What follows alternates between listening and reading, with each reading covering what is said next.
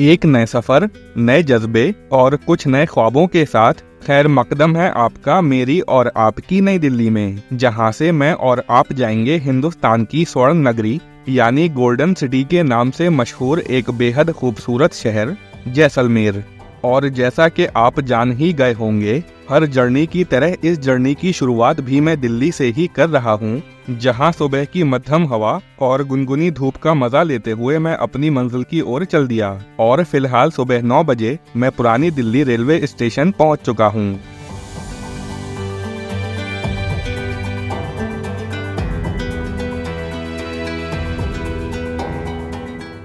खास बात यह है कि इस स्टेशन का शुमार इंडिया के ओल्डेस्ट रेलवे स्टेशंस में 10वें पायदान पर होता है और हर एक बिजी रेलवे स्टेशन की तरह यहाँ भी एक अफरा तफरी का आलम बरपा है, जो कि एक आम बात है। यहाँ की इन सरगर्मियों और चहल पहल को अपने अंदर जज्ब करते हुए मैं प्लेटफॉर्म नंबर 2 की जानिब बढ़ने लगा, जहाँ दिल्ली से जैसलमेर जाने वाली ट्रेन नंबर 14087 रुनीचा एक्सप्रेस मेरा इंतजार कर रही है।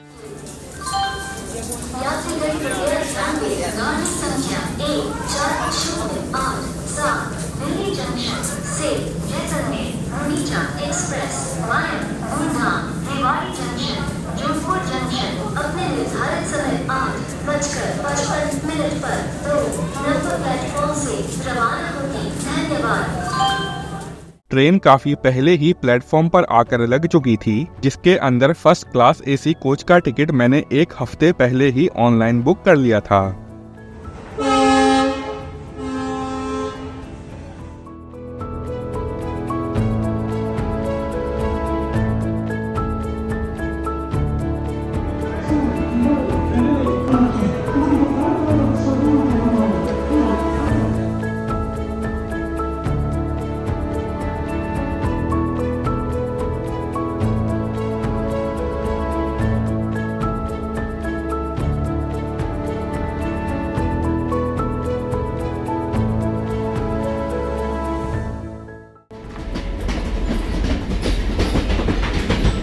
अगर हम रुनीचा एक्सप्रेस की बात करें तो इस ट्रेन का इनॉग्रल रन पिछले साल 2023 में ही हुआ था और ये पूरी ट्रेन पुराने ICF कोचेस पर कॉन्फ़िगर्ड है। ये रेलगाड़ी दिल्ली से जैसलमेर का पूरा रास्ता डीजल लोकोमोटिव के थ्रू कवर करती है, जो कि ओल्ड दिल्ली रेलवे स्टेशन से रवाना होकर 44 किलोमीटर प्रति घंटे की एवरेज स्पीड के साथ गुड़गांव, रेवाड़ी, रिंगस, मकराना, जोधपुर और रामदेवड़ा होते हुए 24 हॉल्ट्स के साथ 846 किलोमीटर का फासला तय करके तकरीबन 19 घंटों में जैसलमेर पहुंचती है।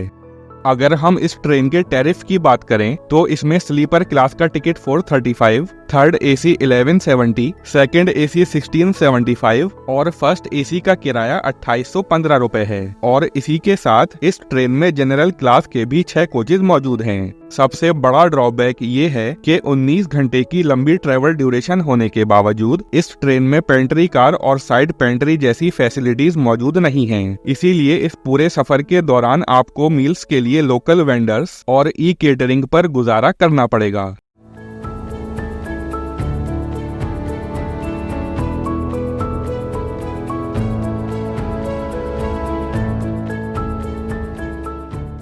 क्योंकि राजस्थान में एंटर करने के बाद हमने ज्यादातर रास्ता रात के अंधेरे में ही मुकम्मल किया, सो अगर हम इस रूट की एस्थेटिक अपील की बात करें तो मुझे इस जर्नी में दिखने वाले व्यूज खास तवज्जो के हामिल नहीं लगे, लेकिन इस प्यारे सनसेट ने मेरा मन मोहने का काम बखूबी अंजाम दिया।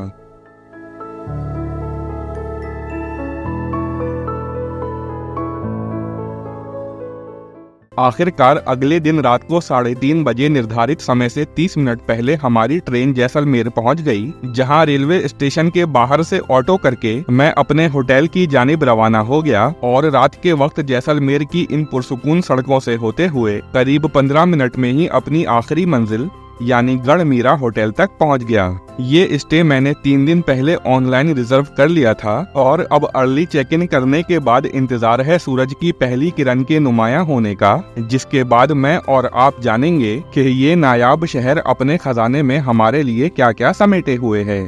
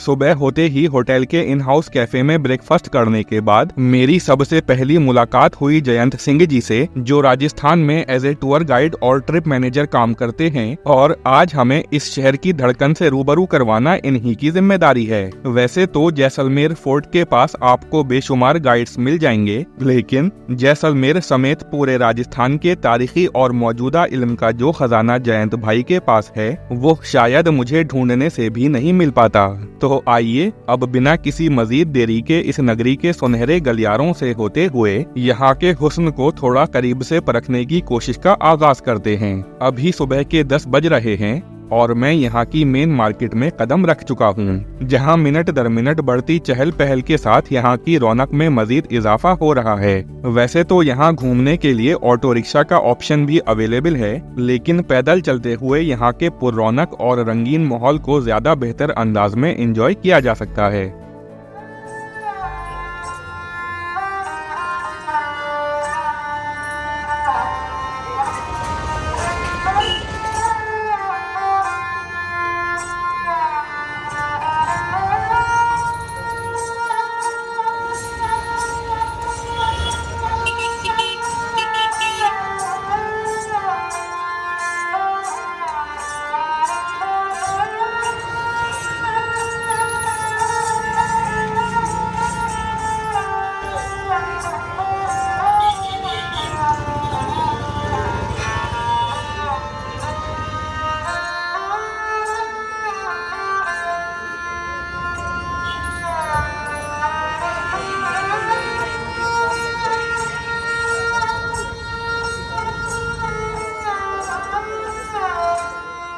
आपको बताता चलूं कि जैसलमेर को यहाँ के राजा श्री रावल जैसल ने 1156 एडी में एस्टेब्लिश किया था और तारीख के हर मरहले पर जैसलमेर मिलिट्री स्ट्रेटेजीज और ट्रेड रूट्स के लिए एक अहम मरकज बना रहा। मौजूदा वक्त में जैसलमेर की टोटल पॉपुलेशन 70,000 से ऊपर है और अगर हम बात करें यहाँ के इकोनॉमिकल सोर्सेज की तो टूरिज्म और डेयरी इंडस्ट्रीज के साथ साथ हैंडीक्राफ्ट इंडस्ट्री यहाँ की इकोनॉमी के सबसे पुख्ता और एमिनेंट स्तंभ हैं। जैसलमेर को गोल्डन सिटी क्यों कहा जाता है, इस बात की साफ गवाह है सैंडस्टोन से बनी ये सुनहरी इमारतें, जिनके दिलकश आर्किटेक्चर और बारीक नक्काशी ने मुझे खुसूसी तौर पर मुतासिर किया। यहाँ पर चाहे बड़ी इमारतें हों या फिर छोटे घर, सब एक ही तरह के सुनहरे रंग में मुलव्विस हैं और इन सुनहरी दीवारों पर पड़ रही चमकीली धूप इन मनाजिर की रंगत को और भी दोबाला कर देती है। यही वो खास बात है जो इस जगह को औरों से अलग और अनोखा बनाने का काम करती है और यहाँ की गलियों से गुजरते हुए मुझे वो मुनफरिद सुकून महसूस हुआ जो अब हर बढ़ते कदम और हर नए मोड़ के साथ और भी गहरा रंग इख्तियार करने लगा है।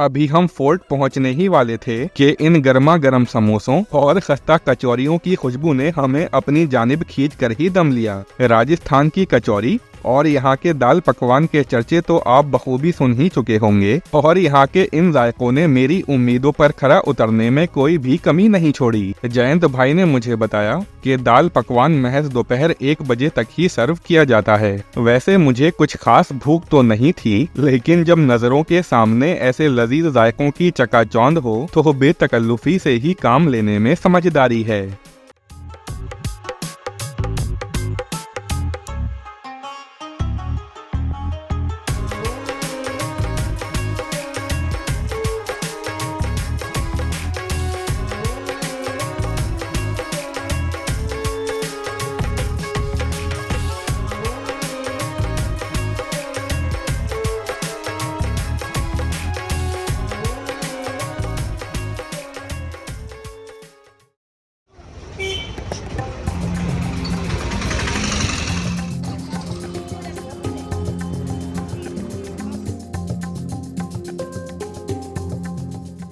इसके बाद दोपहर होते होते हम पहुंच गए जैसलमेर फोर्ट। शहर के बीचों बीच आबाद ये किला यहाँ की आन बान और शान है, जो कि सोनार किला और स्वर्ण दुर्ग के नाम से भी जाना जाता है, क्योंकि मकामी भाषा में किले को मेर कहते हैं और इस किले की बुनियाद राजा जैसल के इख्तियारात के अंदर रखी गई, तो इसीलिए ये रियासत जैसलमेर के नाम से जानी और पहचानी जाने लगी। क्या आप जानते हैं ये किला 860 साल पुराना एक वाहिद लिविंग फोर्ट है, जिसके अंदर आज भी 4000 से ज्यादा लोग आबाद हैं। साल 2013 में इस फोर्ट को UNESCO world heritage site declare किया गया, जिसके चलते इस किले को मजीद मकबूलियत फराहम हुई। अगर बात की जाए यहाँ के आर्किटेक्चर की, यह पूरा फोर्ट सैंडस्टोन के मजबूत इंटरलॉक कंस्ट्रक्शन पर मुश्तमिल है, जो कि कदीमी वक्त की उन चुनिंदा साइट्स में से एक है जो कि बिना किसी सरिये और सीमेंट के मजबूती के साथ आज भी शान से पायादार है।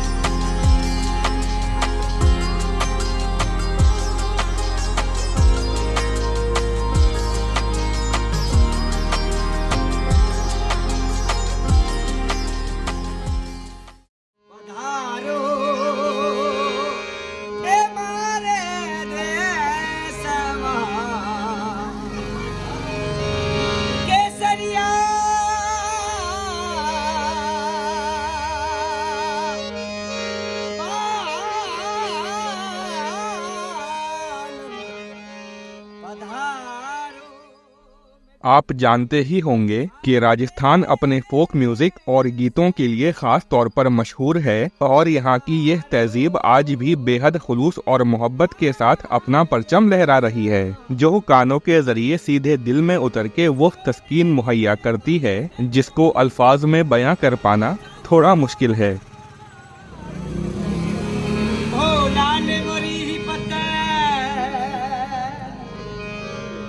रखियो भला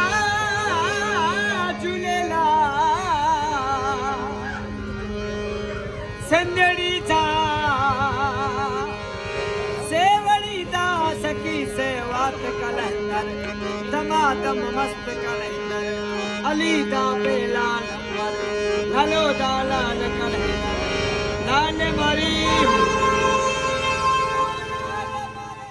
जहां एक तरफ ये किला लाताद खुशनुमा वाकयात का गवाह बना, वहीं दूसरी तरफ ये फोर्ट बेशुमार जंगों और 2 जौहरों का भी साक्षी है। इस किले के अंदरून में मानो एक अलग ही दुनिया आबाद है, जहां शॉपिंग के लिए भी बेतहाशा ऑप्शंस मौजूद हैं, जहां आप लोकल और ट्रेडिशनल क्लोथिंग आइटम्स के साथ ही लोकल सोवेनियर्स को भी यादगार के तौर पर महफूज कर सकते हैं।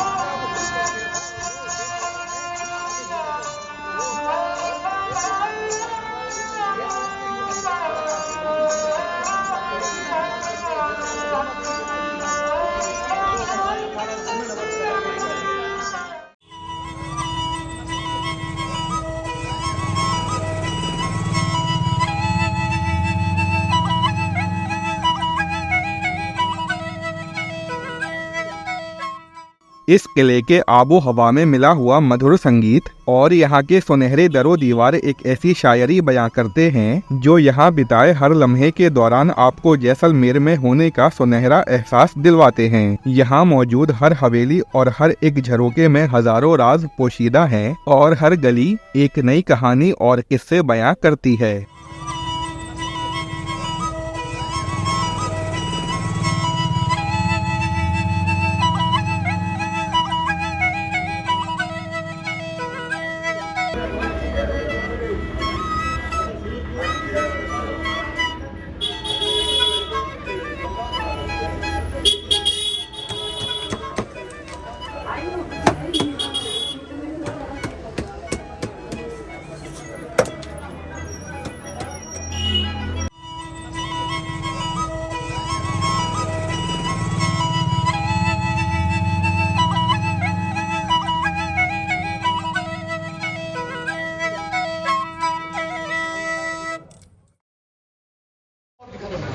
भाई साहब जूस पिलाऊं? No ice, no water, no sugar.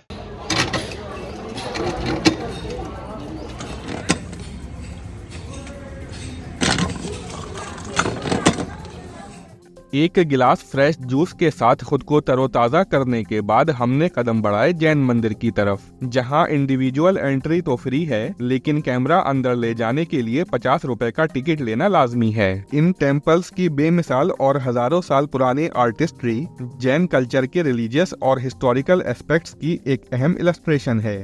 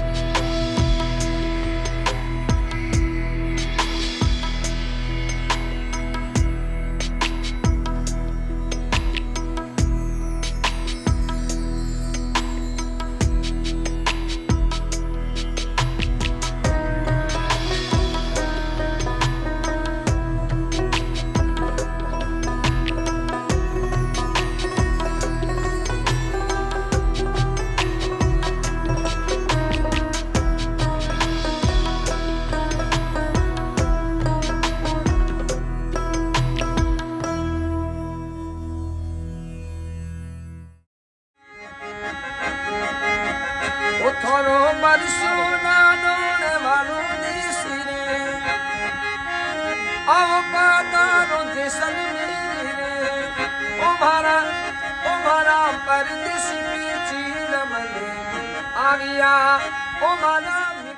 एक मामूली चढ़ाई चढ़ने के बाद हम पहुंच गए कैनन पॉइंट पर, जहां कांस्य धातु से बनी हुई ये तोप फख्र के साथ जलवा अफरोज है। फिलहाल ये पता लगा पाना तो मुश्किल है कि इस तोप के जरिए कितनी सलामियां पेश करने के साथ साथ कितनी कुर्बानियां ली गई होंगी, लेकिन जितनी शानदार ये तोप है उतना ही पुरकशिश है यहाँ से दिखने वाला ये नज़ारा, जिसको टिकटिकी लगाए अपनी नजरों में कैद करते हुए मैंने आज की इस हसीन शाम को गले लगाया और इस खूबसूरत शाम के साथ ही हमारे आज के दिन का इख्तिताम हुआ।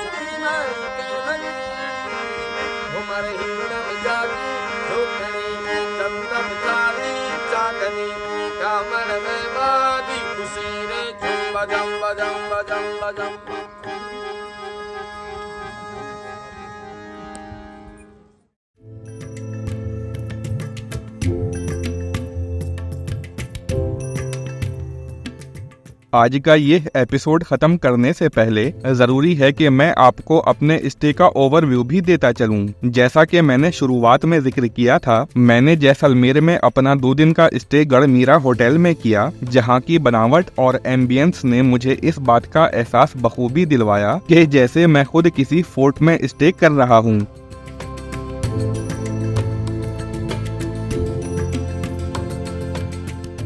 यहाँ मल्टीपल बजट्स के लिए रूम्स अवेलेबल हैं और मैंने अपने स्टे के लिए इस फोर्ट व्यू रूम का इंतखाब किया, जहाँ बिताया हर लम्हा बेहद आरामदेह और लग्जूरियस रहा। अगर हम इस रूम के टैरिफ की बात करें तो मैंने यहाँ डबल ऑक्यूपेंसी में पर नाइट 4000 रुपीज पे किए, जिसमें ब्रेकफास्ट भी इंक्लूडेड है।